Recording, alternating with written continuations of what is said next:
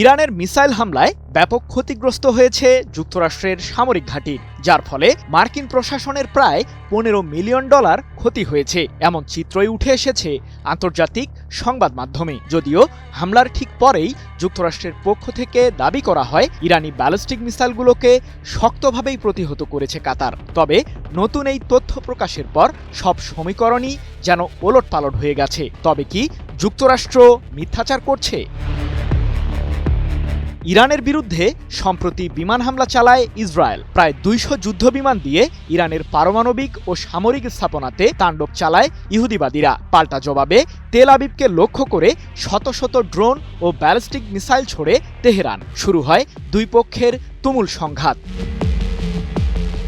তবে ইরানি ক্ষেপণাস্ত্রগুলোকে প্রতিরোধে ব্যর্থ হয় ইসরায়েলের এয়ার ডিফেন্স সিস্টেম আয়রন ডোম। পরিস্থিতি বেগতিক দেখে মার্কিন প্রেসিডেন্ট ডোনাল্ড ট্রাম্পের শরণাপন্ন হন ইসরায়েলের প্রধানমন্ত্রী বেনিয়ামিন নেতানিয়াহু। অবশেষে এই যুদ্ধে যোগ দেয় যুক্তরাষ্ট্র। 22 জুন ইরানের ফোর্দো, নাতানস ও ইস্পাহান পারমাণবিক কেন্দ্রে 14টি বাংকার ব্লাস্টার বোমা ফেলে মার্কিন কেন্দ্রীয় কমান্ড। B-2 মডেলের স্টিলস বোমারু বিমান দিয়েই ওই হামলা পরিচালনা করে হোয়াইট হাউস। তবে চুপ করে থাকেনি ইরানের সর্বোচ্চ প্রতিরক্ষা বাহিনী IRGC। ইসরায়েল ও যুক্তরাষ্ট্রকে একসাথেই মোকাবিলা করে ইরান।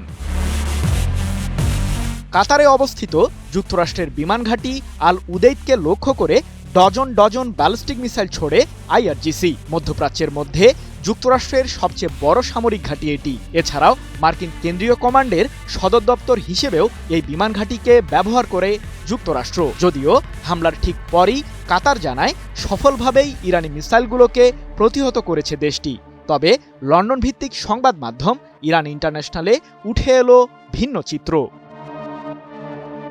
মার্কিন ওই সামরিক ঘাঁটিতে ইরানের মিসাইল হামলায় ব্যাপক ক্ষতি হয়েছে। ধ্বংস হয়েছে MET নামের যোগাযোগ পরিষেবা কেন্দ্রটি, যেখান থেকে বিশ্বজুড়ে ছড়িয়ে ছিটিয়ে থাকা মার্কিন কেন্দ্রীয় কমান্ডের দায়িত্বপ্রাপ্ত কর্মীদের সাথে যোগাযোগ করে আল উদেইদ বিমান ঘাঁটি। যুক্তরাষ্ট্রের বাইরে এটি প্রথম কোনো যোগাযোগ ব্যবস্থা যেটিতে অ্যান্টি জ্যামিং প্রযুক্তি রয়েছে। 2016 সালে কাতারের ওই বিমান ঘাঁটিতে যোগাযোগ ব্যবস্থাটি স্থাপন করে যুক্তরাষ্ট্র, যার পেছনে মার্কিন প্রশাসন ব্যয় করে প্রায় $15 মিলিয়ন। 11 জুলাই এক প্রতিবেদনে বিষয়টি নিশ্চিত করেছে সংবাদ মাধ্যম ইরান ইন্টারন্যাশনাল।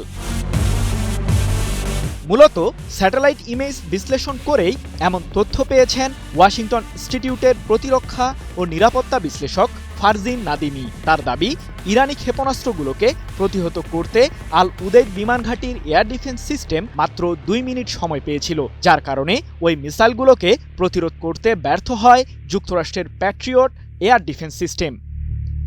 সৃজন মাহমুদ, নিউজ 24।